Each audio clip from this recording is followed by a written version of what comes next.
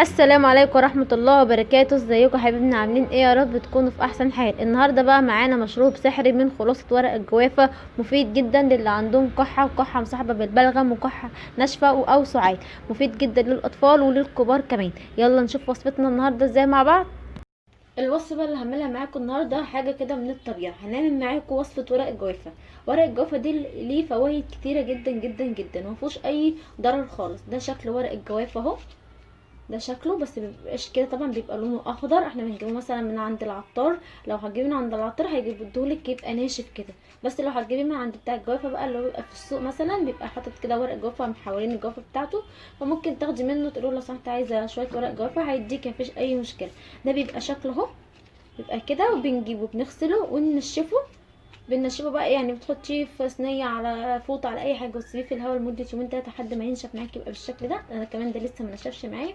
دي بصوا دي ناشفه اكتر، دي بقى لها اكتر من كذا يوم. دي لسه جايباها امبارح. ده شكلها اهو، بصوا بتبقى بالشكل ده كده. تمام. ده شكل كده ورق الجوافه بتاعنا، حاجه طبيعيه ما فيهاش اي مواد كيميائيه.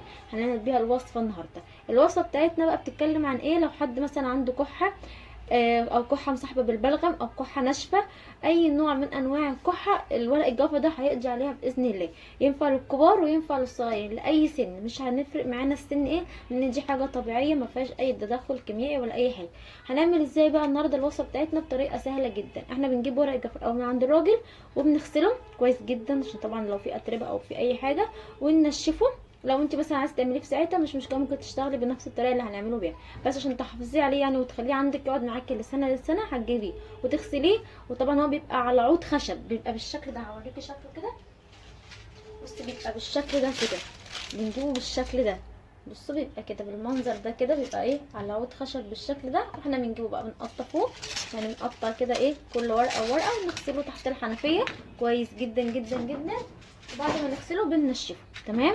وبنسيبه بقى في وش الهوا كده شويه لمده يومين ثلاثه لحد ما ينشف معاكي. وبعد كده بتجيبي كيس بلاستيك او كيس بتاع حفظ اللي هي في التلاجة، وبنشروه ايه معانا. تمام. نشيله بقى في اي مكان في الدولاب او ممكن في برطمان في اي حاجه. دلوقتي ورق الجافه اهو معانا. هنجيب بقى الحاجه اللي هنشتغل فيها، مثلا نجيب كده نقطعه بالشكل ده كده. ده كده على قد ايه كوبايه واحده. انا حبيت احط، ممكن تحط اتنين بس انا حبيت احط التلاته عشان خاطر تبقى ايه تقيل معايا. هنجيب كده الميه، ميه عاديه من الحنفيه. نحط كده كميه على قد الكوبايه، ونشغل النار بتاعتنا. بسم الله الرحمن الرحيم كده. ونحطها بقى على النار بالشكل ده كده. وادي كده المشروب بتاعنا خلاص هيغلي بقى وياخد كام غلوه كده على النار، وارجع لكم تاني. وادي ورق الجوافه بتاعنا اهو. اول ما بدا يغلي هديت عليه النار بقى معانا بالشكل ده. بصوا لون الميه اتغير ازاي كده، عبال ما ينزل بس كل الخلاصه اللي موجوده في ورق الجوافه بتاعتنا. نسيبه كده 3 4 غلوات يغلي كده مع بعض كويس جدا عشان نستفاد بخلاصه ورق الجوافه. زي ما قلت لكم مفيد جدا جدا جدا في البلغم، او طارد للبلغم، للكحه الناشفه او اي نوع كحه، للسعال، لاي حاجه في الصدر. مفيد جدا جدا جدا. اتمنى ان انتوا تجربوه ان شاء الله، هيعجبكم جدا. ومفيد جدا للاطفال، مفيش اي تدخل كيميائي بدل الدواء. ما انت لو جبتي ادويه بيبقى بردك فيها خلاصه ورق الجوافه. لو كده قريتي النشره هتلاقي فيها خلاصه ورق الجوافه. مفيد جدا جدا للكحه. اتمنى ان انتوا ان شاء الله تجربوه، ان شاء الله يجيب بالشفا ان شاء الله لاي حد تعبان عنده كحه او عنده سعال او كحه مصاحبه بالبلغم او كحه ناشفه، اي نوع من انواع الكحه. هسيبه بس كده يغلي 3 4 غلوات عشان خاطر ينزل كل الخلاصه بتاعت ورق الجوافه في الميه بتاعتنا، عشان نقدر ان احنا نشربه ونستفاد بيه. وادي شكله بقى بعد ما غلى معايا بقى معانا بالشكل ده اهو. بص لونه اتغير تماما عن اللون الاولاني. لما سبته 3 4 غلوات تقل معايا بالشكل ده.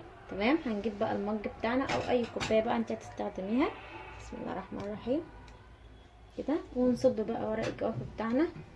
ممكن بقى تحليه بعسل، بسكر، باي حاجه. انا زودت عن الميه، يعني لما اجي تعايري كوبايه بالزياده عشان لما يغلي اكيد طبعا الميه بتنقص معانا. بقى معايا بالشكل ده. هحليه انا بقى هنا بالسكر، مش هزود سكر ياما لان اساسا ورق الجوافه بيبقى طعمه مسكر. فانا هحط كده معلقتين على المج اللي معايا ده، واقلب كده. ممكن تستبدلي بعسل، ممكن تشربيه كده لو تقدري بقى تشربيه كده. بس الاطفال طبعا يبقى صعب عليهم شويه، فان انت تحليه كده حاجه بس بسيطه.